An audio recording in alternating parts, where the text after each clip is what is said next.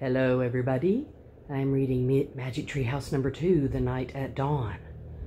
I am being joined by Sylvester.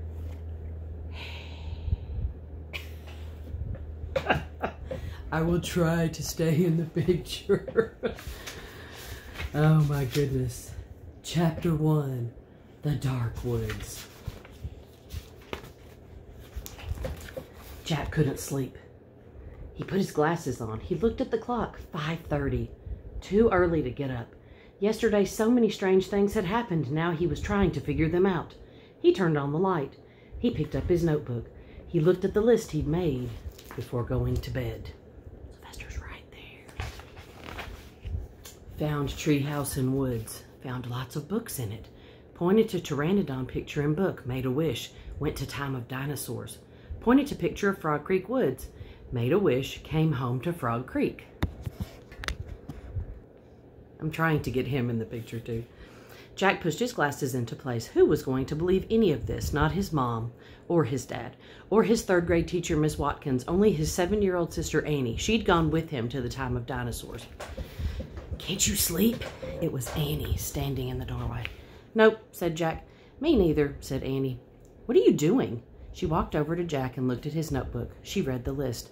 Aren't you going to write about the gold medal? She asked. You mean the gold medallion, said Jack. He picked up his pencil and wrote, Found this in dinosaur time.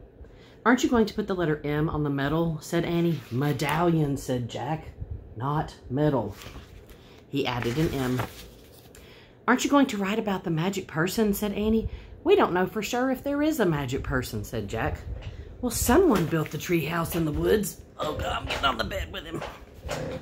Someone put the books in it. Someone lost a gold medal in dinosaur time.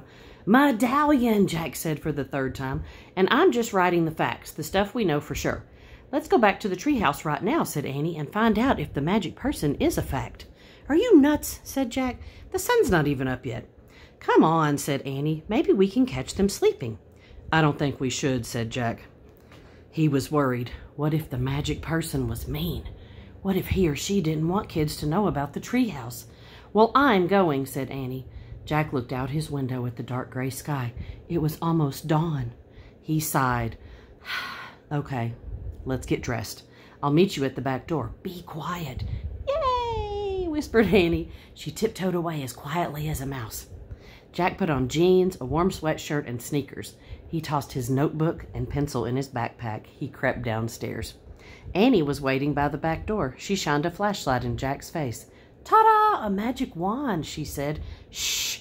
Don't wake up Mom and Dad, whispered Jack. And turn that flashlight off. We don't want anyone to see us. Annie nodded and turned it off. Then she clipped it onto her belt. They slipped out the door into the cool, early morning air. Crickets were chirping. The dog next door barked. Quiet, Henry, whispered Annie. Henry stopped barking. Animals always seemed to do what Annie said. Let's run, said Jack. They dashed across the dark, wet lawn and didn't stop until they reached the woods. We need the flashlight now, said Jack. Annie took it off her belt and switched it on.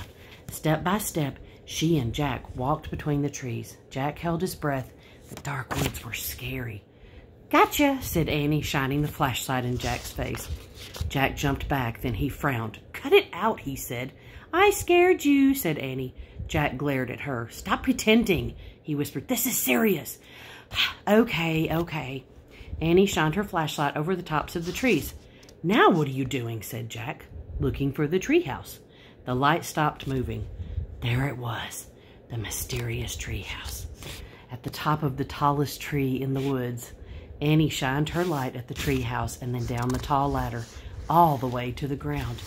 I'm going up, she said. She gripped the flashlight and began to climb. Wait, Jack called.